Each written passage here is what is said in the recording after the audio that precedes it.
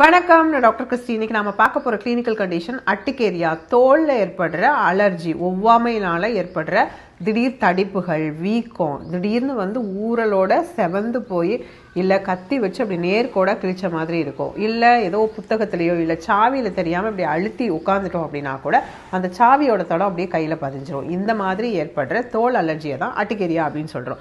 இந்த அட்டிகேரியா ஏன் வருது அப்படின்னா, நம்ம உடலில் ஒரு ஒவ்வாமை உண்டு பண்ணக்கூடிய ஒரு பொருள் வருது அப்படின்னா அதுக்கு நம்ம உடல் ரியாக்ட் பண்ணும் இல்லையா. பிரெயினில் ஏதோ ஒரு ஃபாரின் பாடி நம்ம உடம்புக்குள்ள வந்துருச்சுப்பா அப்படின்னு பிரெயினுக்கு சிக்னல் கிடைச்சதும் பிரெயின் என்ன பண்ணோம்னா மாஸ்டர் செல்ஸை அலர்ட் பண்ணும். அது ஹிஸ்டாமின், லுக்கேட்ரின் நிறைய அலர்ஜிக் ரியாக்ஷன்ஸை உண்டு பண்ணக்கூடிய நம்ம போராளிகள் மாதிரி. நம்ம உடம்புக்குள்ள ஒரு ஃபாரின் ஆள் வந்தாச்சு, அவனை அடித்து வெளியில் பத்து அப்படிங்கிற மாதிரி அந்த போராளிகளை பிரெயின் ரிலீஸ் பண்ணும் மாஸ்டர் செல்ஸ்லேருந்து. அந்த ஹிஸ்டாமின் ரஷ் போய் என்ன பண்ணும் அப்படின்னா அந்த ஃபாரின் பாடியை அப்படியே சூழ்ந்துட்டு, அது ஒரு புரதம் தான், அது அப்படியே சூழ்ந்துட்டு அதை அழிச்சிடும். இதுதான் இயற்கையாகவே ஒரு ஒவ்வாமை அலர்ஜி உண்டு பண்ணக்கூடிய பொருள் நம்ம உடம்புல வந்துச்சுன்னா அதுக்கு நம்ம உடல் ரியாக்ட் பண்ணக்கூடியது. ஒரு சில டைமில் நம்ம உடம்பு ஹைப்பர் சென்சிட்டிவாக நார்மலாக இருக்கிற செல்ஸ்க்கு கூட ரியாக்ட் பண்ணும். ஒரு சில ஆட்டோ இம்யூன் கண்டிஷன்ஸில், ருமட்டாய்டு ஆர்த்ரைட்டிஸ் இல்லைனா எஸ்எல்இ, லூப்பஸ், இந்த மாதிரி ஆட்டோ இம்யூன் டிசீஸில்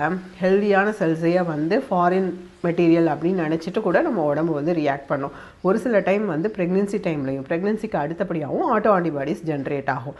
இந்த அட்டிகேரியா ஒரு சிலருக்கு சுகர் இருக்கிறவங்களுக்கு, ப்ரெஷர் இருக்கிறவங்களுக்கு, தைராய்டு இருக்கிறவங்களுக்கு, நாள்பட்ட சிஸ்டமிக் டிசீஸ் இருக்கிறவங்களுக்கு, ஒரு சிலருக்கு தொண்டையில் இன்ஃபெக்ஷன் இருக்கிறவங்களுக்கு கூட, பல் சொத்தையாக இருக்கிறவங்களுக்கு கூட இது வரலாம்.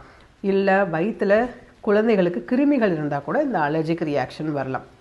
இந்த மாதிரியான பல காரணங்களால் ஏற்படுற அட்டிகேரியா உணவுகளாலேயும் ஒவ்வாமையை ஏற்படுத்தக்கூடும். ஒரு சில உணவுகள், பால், முட்டை, கருவாடு, கத்திரிக்காய், மீன், பிரான், நண்டு, இல்லைனா ஒரு சில கொட்டை வகைகள், இல்லைனா நிலக்கடலை, இந்த மாதிரியெல்லாம் உணவுகள் ஒவ்வாமை ஏற்பட்டுச்சுனாலும் இந்த அலர்ஜிக் ரியாக்ஷன் வரலாம். இல்லைனா பெட் அனிமல்ஸ் வளர்க்குறவங்களுக்கு பூனையோட முடி, கோழியில் இருக்கிற செல்லு, இந்த மாதிரி அந்த பெட் அனிமல்ஸில் இருக்கிற எக்ஸ்டர்னலாக அதோட கழிவுகளோ இல்லைனா அதோட ரெக்கையிலேருந்து உழுகிற ரோமங்களோ கூட நம்ம உடம்புல அலர்ஜிக் ரியாக்ஷன்ஸை உண்டு பண்ணலாம். ஒரு சிலருக்கு கிளைமேட், எக்ஸ்ட்ரீம் கிளைமேட் ரியாக்ஷன்னால கூட, ஒரு சிலருக்கு ஆற்றுல போய் குளித்தோடனே அலர்ஜி வரும், இல்லைனா அருவியில் குளித்தோடனே அலர்ஜி வரும், திடீர்னு வெயிலில் போனால் வேர்த்துச்சுன்னா அலர்ஜி வந்துடும். ஒரு சிலருக்கு எக்ஸ்ட்ரீமாக குளிருக்குள்ள ஒரு காரில் ட்ராவல் பண்ணிட்டு வந்தால் அலர்ஜி வந்துடும். இந்த மாதிரி தெர்மல் ரியாக்ஷனுக்குமே அட்டிகேரியா வர்ற விஷயங்கள் இருக்குது. இதனால் அட்டிகேரியா ஏன் வருது, என்ன காரணத்தினால வருது, அந்த மாதிரி அட்டிகேரியா வரும்பொழுது அதை சரி பண்ண அந்த டைமில் என்ன பண்ணலாம் அப்படின்னா கோல்டு கம்ப்ரெஸ். நம்ம பிரெயினுக்கு ஒரு எதிராளி வந்துட்டான் அப்படின்னு சொல்கிற அந்த சிக்னலை நம்ம மட்டப்படுத்தணும் அப்படின்னா கோல்டு கம்ப்ரெஸ். நம்ம ஐஸில் இருந்து ஃப்ரிட்ஜில் வச்ச ஒரு பழங்களையோ இல்லைனா ஒரு ஐஸ் கட்டியோ ஒரு துணியில் சுற்றி கூட நம்ம ஒத்தி எடுக்கும் பொழுது அந்த ஹைப்பர் சென்சிட்டிவிட்டியை அனுப்புகிற அந்த சிக்னல் கொஞ்சம் மட்டுப்படுத்தும் பொழுது அட்டிகேரியா கொஞ்சம் குறையும். இதை நம்ம ரெகுலராக ஒரு டாக்டரை பார்த்து ஆன்டிஹிஸ்டாமின் மெடிசின்ஸை சும்மா எடுத்தோடனையும் அந்த ஊரல் குறைஞ்சிருச்சா உடனே மெடிசனை ஸ்டாப் பண்ணிட்டோம் அப்படின்னா அது சரியாகாது. ஸோ டாக்டரோட கரெக்டான கன்சல்டேஷனோட எவ்வளோ நாள் எடுக்க சொல்கிறாங்களோ அவ்வளோ நாள் ட்ரீட்மெண்ட் எடுக்கணும். பட் அட்டிகேரியா ஆன்டிஹிஸ்டாமின்ஸ் எடுத்தால் லாங் டேர்மாக 6 months எடுக்கணும், 1 year எடுக்கணும் அப்படிங்கிற மாதிரிலாம் இருக்கும். ஹோமியோபதியில் ஆல்டர்னேட்டிவாக ஒரு வழி இருக்குது. சிம்டமேட்டிக்காக என்ன காரணத்தினால அட்டிகேரியா வருது அப்படிங்கிறத நம்ம கரெக்டாக டயக்னோஸ் பண்ணிவிட்டு அவங்களோட குறிகுணங்கள் வச்சு மெடிசின்ஸ் எடுக்கும் பொழுது அட்டிகேரியா ரொம்ப ஃபாஸ்ட்டாக சரியாகும். நீங்கள் பக்கத்தில் இருக்கிற ஹோமியோ டாக்டரை பார்க்கும்போது உங்களுக்கு கரெக்டாக அட்வைஸ் பண்ணுவாங்க.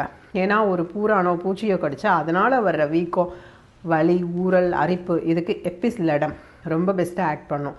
திடீர்னு போய் ஒரு ஆற்றுல குளித்தோடனே எப்போயுமே அலர்ஜி வருதா, ரஸ்டாக்ஸ், இந்த மாதிரி திடீர்னு ஏற்படுற கிளைமேட் சேஞ்சஸ்னால் வர்ற பிரச்சனைகளுக்கும் ஹோமியோபதியில் மருந்து இருக்குது. வெயிலில் போனாலே ஊரல் வருது, நாட்ரமியூர், சல்ஃபர், இந்த மாதிரி ஒவ்வொரு அறிகுறிகளுக்கும் தகுந்த மாதிரியான மருந்துகளை ஆலோசனை பெற்று நீங்கள் உபயோகப்படுத்தும் பொழுது அட்டிகேரியா சீக்கிரம் சரியாயிடும். தேங்க்யூ.